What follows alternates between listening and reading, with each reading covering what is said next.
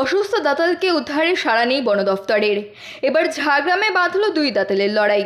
ঝাড়গ্রাম জেলার নয়াগ্রামের বালিগাড়িয়া এলাকায় রাত্রিবেলায় দুই দাতাল তুমুল লড়াই করে।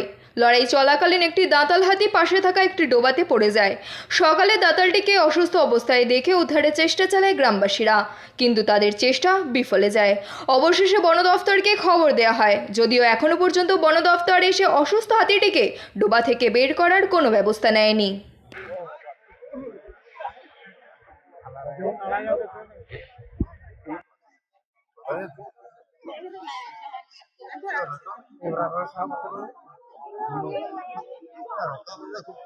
কিন্তু বড়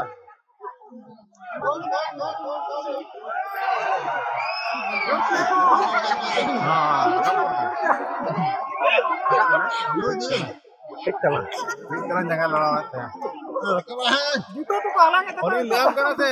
जगह ये हाँ